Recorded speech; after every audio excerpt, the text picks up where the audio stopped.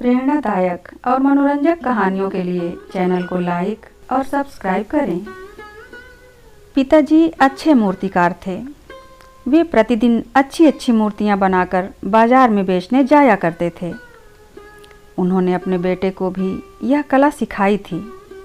दोनों ही मिलकर मूर्ति बनाते और उसे बाजार में शाम को बेचने के लिए ले जाते। पिता की मूर्तियां तो हर दिन बेटे से जल्दी और अच्छे दाम में बिक जाती थी, पर बेटे की मेहनत कुछ खास रंग नहीं ला पा रही थी। जब दोनों बाजार से लौट रहे थे तो बेटे ने पिता से पूछा, पिताजी, हम दोनों ही मूर्ति बनाने में बराबर मेहनत करते हैं, लेकिन आपकी मूर्तिकारी बहुत जल्दी और 10 रुपए की दर से बिकती है, लेकिन मेरी मूर्तियाँ बहुत कम बिकती हैं और जो उन्हें खरीदता है वो मेरी मूर्तिकारी के सिर्फ 1-2 रुपए ही देते हैं। ऐसा हमेशा मेरे साथ ही क्यों होता है?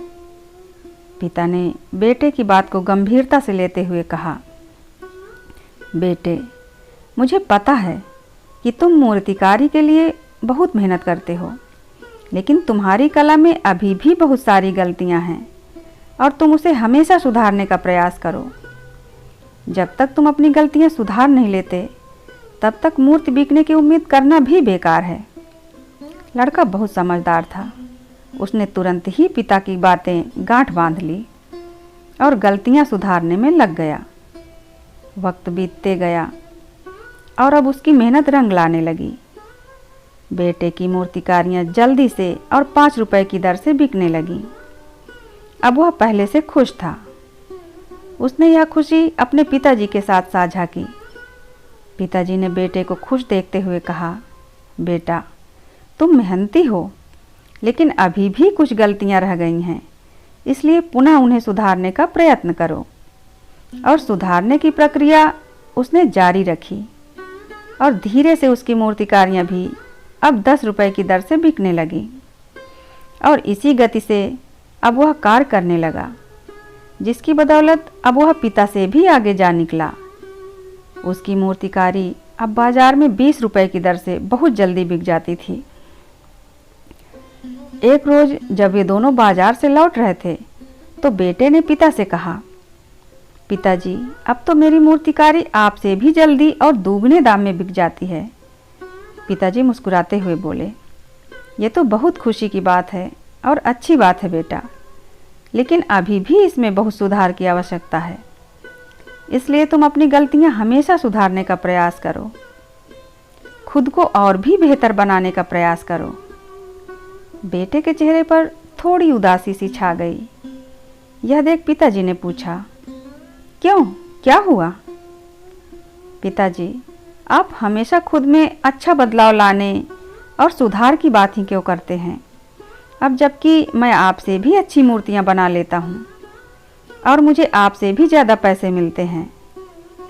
पिताजी नम्र भाव से बोले, बेटे, जीवन में कभी भी अपने अंदर अहम की भावना आने मत देना। जब मैं तुम्हारे उम्र का था तब तुम्हारे दादाजी ने भी मुझे यह बात सिखाई थी कि हमेशा गलतियों को सुधारने का प्रयास करो और अपनी कला के साथ खुद में भी अच्छा परिवर्तन लाने का प्रयास करो, तभी तुम अपने जीवन में कुछ बड़ा कर पाओगे। लेकिन मैंने उनकी बात को अनसुना कर दिया, जिस कारण मैं आज वहीं का वहीं ठहर कर रह गया।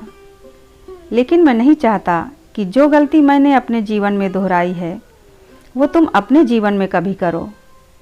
इसलिए यदि तुम्हें ज़िंदगी में कुछ बड़ा करना है, आगे बढ़ते रहना है, तो अपनी कला को निखारना, उसमें लगातार अच्छे बदलाव लाना, ये सभी तुम्हारी जिम्मेदारी है। इसलिए यदि तुम्हें एक ही जगह ठहर कर नहीं रहना है, तो आज से ही अपनी गलतियां सुधारने का प्रयास करो।